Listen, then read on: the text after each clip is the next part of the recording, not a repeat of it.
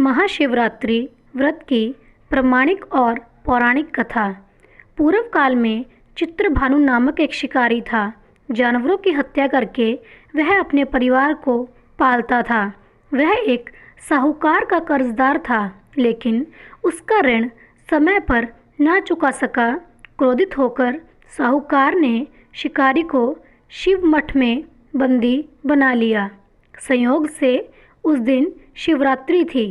शिकारी ध्यानमग्न होकर शिव संबंधी धार्मिक बातें सुनता रहा। चतुर्दशी को उसने शिवरात्रि व्रत की कथा भी सुनी। शाम होते ही साहूकार ने उसे अपने पास बुलाया और ऋण चुकाने के विषय में बात की। शिकारी अगले दिन सारा ऋण लौटा देने का वचन देकर बंधन से छूट गया। अपनी दिनचर्या की भांति वह जंगल में शिकार के लिए निकला, लेकिन दिन भर बंदी गृह में रहने के कारण भूख प्यास से व्याकुल था। शिकार खोजता हुआ वह बहुत दूर निकल गया। जब अंधकार हो गया तो उसने विचार किया कि रात जंगल में ही बितानी पड़ेगी। वह वन में एक तालाब के किनारे एक बेल के पेड़ पर चढ़कर रात बीतने का इंतज़ार करने लगा। बिल्व वृक्ष के नीचे शिवलिंग था, जो बिल्व पत्रों से ढका हुआ था। शिकारी को उसका पता न चला। पड़ाव बनाते समय उसने जो टहनियाँ तोड़ी वे संयोग से शिवलिंग पर गिरती चली गईं। इस प्रकार दिन भर भूखे प्यासे शिकारी का व्रत भी हो गया और शिवलिंग पर बिल्व पत्र भी चढ़ गए।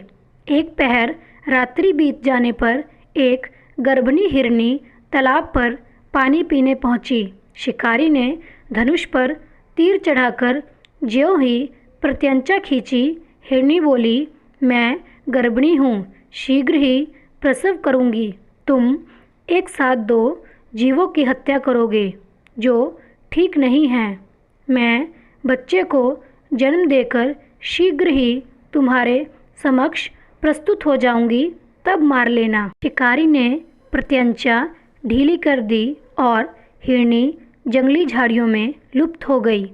प्रत्यंचा चढ़ाने तथा ढीली करने के वक्त कुछ बिल्व पत्र अन्यास ही टूटकर शिवलिंग पर गिर गए। इस प्रकार उससे अनजाने में ही प्रथम पहर का पूजन भी संपन्न हो गया। कुछ ही देर बाद एक और हिरनी उधर से निकली। शिकारी की प्रसन्नता का ठिकाना ना रहा। समीप आने पर उसने धनुष पर बाण चढ़ाया। तब उसे देख हिरनी ने विनम्रतापूर्वक निवेदन किया, हे शिकारी, मैं थोड़ी देर पहले ऋतु से निर्वित हुई हूँ, कामातुर वीर हिरनी हूँ, अपने प्रिय की खोज में भटक रही हूँ। मैं अपने पति से मिलकर शीघ्र ही तुम्हारे पास आ जाऊंगी। शिकारी ने उसे भी जाने दिया। 2 बार शिकार को खोकर उसका माथा ठनका। वह चिंता में पड़ गया। रात्रि का आखिरी पहर बीत रहा था। इस बार भी धनुष से लगकर कुछ बेलपत्र शिवलिंग पर जा गिरे तथा दूसरे प्रहर की पूजा भी संपन्न हो गई। तभी एक अन्य हिरनी अपने बच्चों के साथ उधर से निकली। शिकारी के लिए यह स्वर्णिम अवसर था। उसने धनुष पर तीर चढ़ाने में देर नहीं लगाई। वह तीर छोड़ने ही वाला था कि हिरनी बोली, हे शिकारी, मैं इन बच्चों को इनके पिता के हवाले करके लौट आऊँगी। इस समय मुझे मत मारो। शिकारी हंसा और बोला, सामने आए शिकार को छोड़ दूं, मैं ऐसा मूर्ख नहीं। इससे पहले मैं 2 बार अपना शिकार खो चुका हूँ। मेरे बच्चे भूखे प्यास से व्यग्र हो रहे होंगे। उत्तर में हिरनी ने फिर कहा, जैसे तुम्हें अपने बच्चों की ममता सता रही है, ठीक वैसे ही मुझे भी। हे शिकारी, मेरा विश्वास करो, मैं इन्हें इनके पिता के पास छोड़कर तुरंत लौटने की प्रतिज्ञा करती हूँ। हिरणी का दुख भरा स्वर सुनकर शिकारी को उस पर दया आ गई। उसने उस मृगी को भी जाने दिया। शिकार के अभाव में तथा भूख प्यास से व्याकुल शिकारी अनजाने में ही बेल वृक्ष पर बैठा बेलपत्र तोड़ तोड़कर नीचे फेंकता जा रहा था। पाँव फटने को हुई तो एक हष्ट-पुष्ट मृग उसी रास्ते पर आया। शिकारी ने सोच लिया कि इसका शिकार वह अवश्य करेगा। शिकारी की तनी प्रत्यंचा देखकर मृग विनती स्वर में बोला, हे शिकारी, यदि तुमने मुझसे पूर्व आने वाली 3 मृगियों तथा छोटे छोटे बच्चों को मार डाला है तो मुझे भी मारने में विलंब ना करो, ताकि मुझे उनके वियोग में एक क्षण भी दुख ना सहना पड़े। मैं उन हिरनियों का पति हूँ। यदि तुमने उन्हें जीवन दान दिया है तो मुझे भी कुछ क्षण का जीवन देने की कृपा करो। मैं उनसे मिलकर तुम्हारे समक्ष उपस्थित हो जाऊंगा। मृग की बात सुनते ही शिकारी के सामने पूरी रात का घटनाचक्र घूम गया। उसने सारी कथा मृग को सुना दी। तब मृग ने कहा, मेरी 3 पत्नियां जिस प्रकार प्रतिज्ञाबद्ध होकर गई हैं, मेरी मृत्यु से अपने धर्म का पालन नहीं कर पाएंगी। अतः जैसे तुमने उन्हें विश्वास पात्र मानकर छोड़ा है, वैसे ही मुझे भी जाने दो।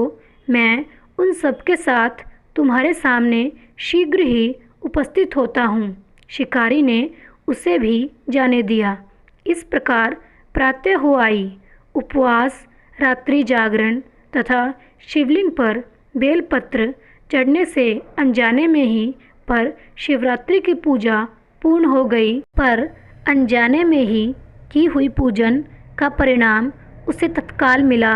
शिकारी का हिंसक हृदय निर्मल हो गया। उसमें भगवत शक्ति का वास हो गया। थोड़ी ही देर बाद वह मृग सपरिवार शिकारी के समक्ष उपस्थित हो गया ताकि वह उनका शिकार कर सके। किंतु जंगली पशुओं की ऐसी सत्यता, सात्विकता एवं सामूहिक प्रेम भावना देखकर शिकारी को बड़ी ग्लानि हुई। उसने मृग परिवार को जीवन दान दे दिया।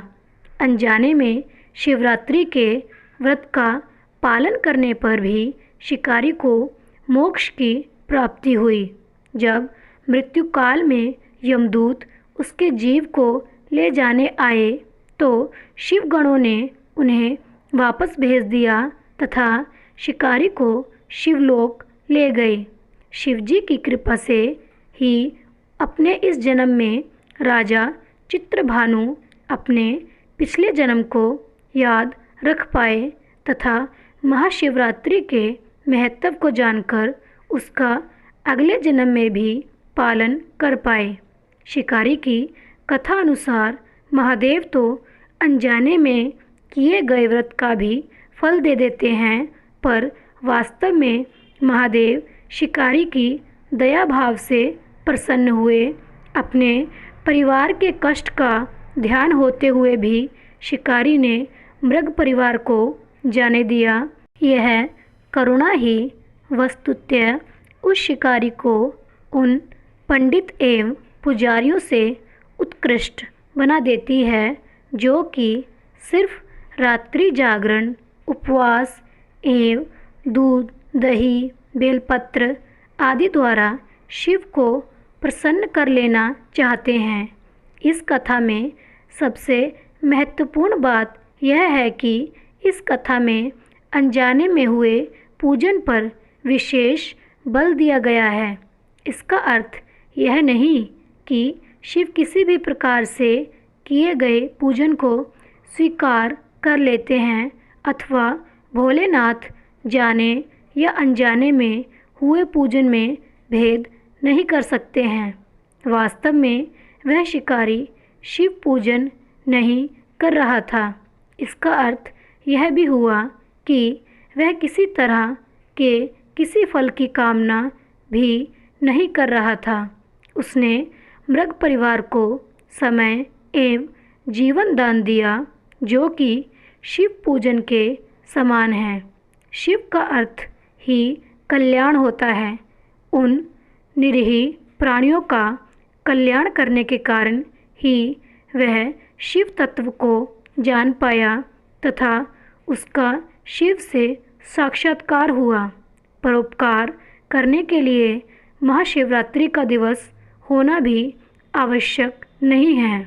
पुराण में 4 प्रकार के शिवरात्रि पूजन का वर्णन है। मासिक शिवरात्रि, प्रथम शिवरात्रि, आदि शिवरात्रि तथा महाशिवरात्रि।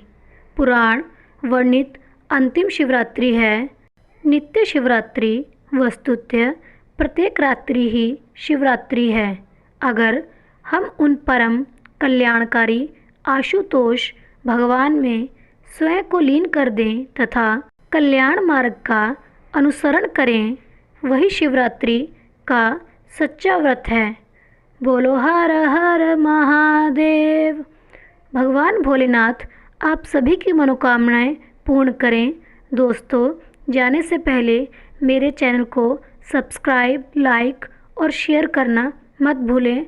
आपका बहुत धन्यवाद होगा।